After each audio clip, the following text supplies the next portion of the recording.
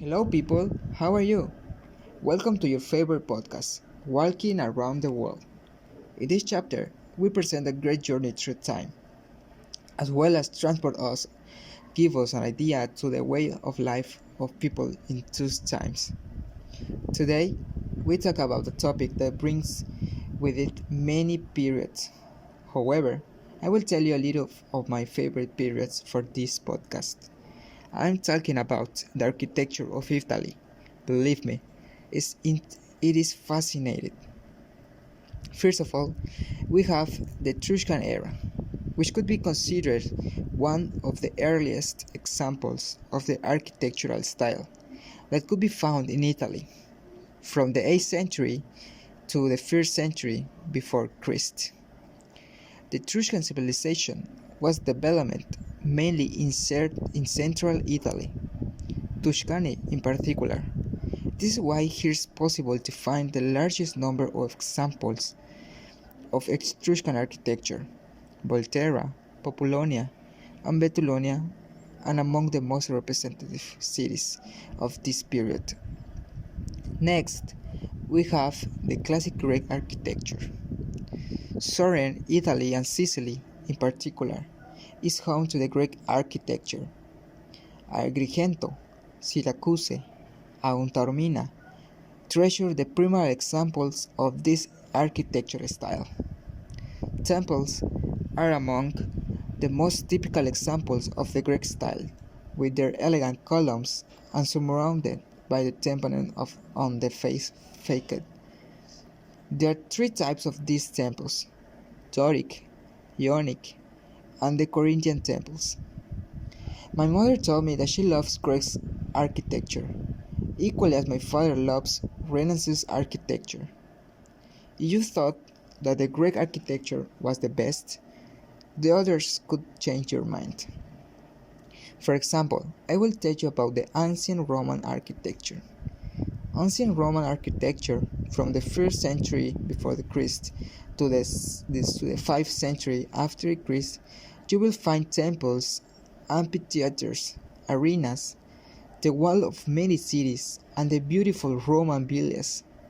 In addition, some of the primary examples of Roman architecture in Italy are the Colosseum, the Roman Forum, the Pantheon, the city of Pompeii, and the Arena of Verona. We continue with the medieval period. It's called the Byzantine style, from 6th to 7th century after Christ.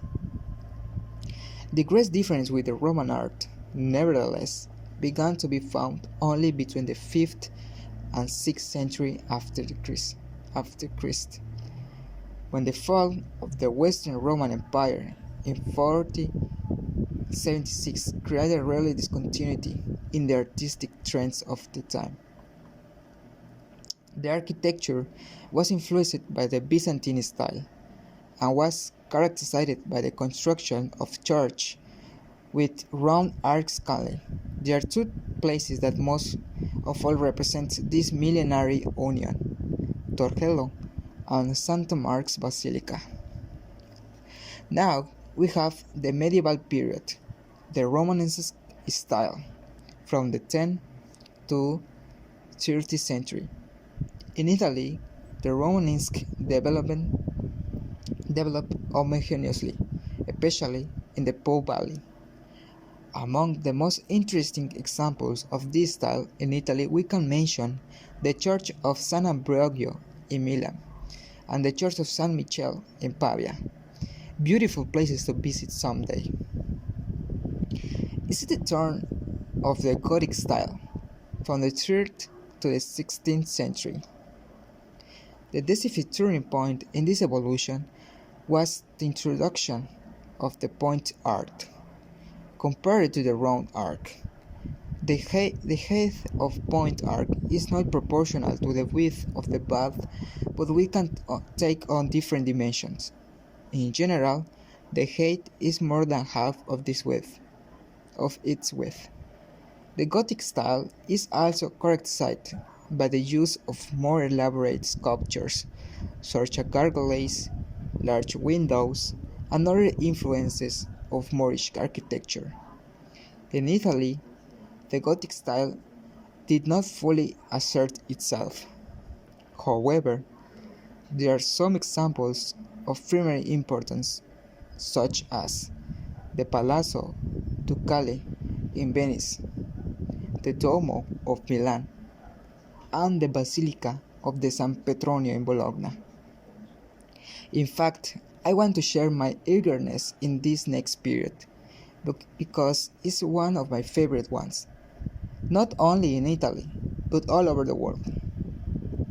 It is Italian Renaissance style, was from 50 and 50 and 16th centuries.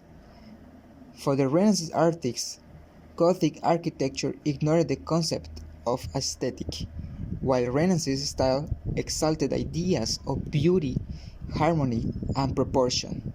Geometric forms were inspired by rationality and rediscovered the language of classical architecture.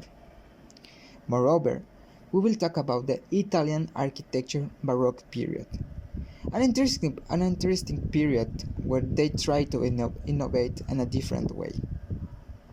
Baroque style from the 17th to 18th centuries. At the end of the 16th centuries, the Renaissance era came to an end, and the architecture became Baroque. In the Baroque concept, the structure and appearance of the building were two separate concepts. The structures obeyed its need and logic, while the appearance was obtained with decorations that were added later. Using marble and stucco, Baroque architecture did not seek to enhance the aesthetic and proportional sense of the structure, but to arouse the wonder of the observer, to give a sense of richness and preciousness. In conclusion, we can say that it has been a quick trip to the past while being in the present. It's interesting to see how a country can have so much culture diversity and architecture likewise. I hope you enjoyed this podcast as much as I did. See you in the next chapter. Bye.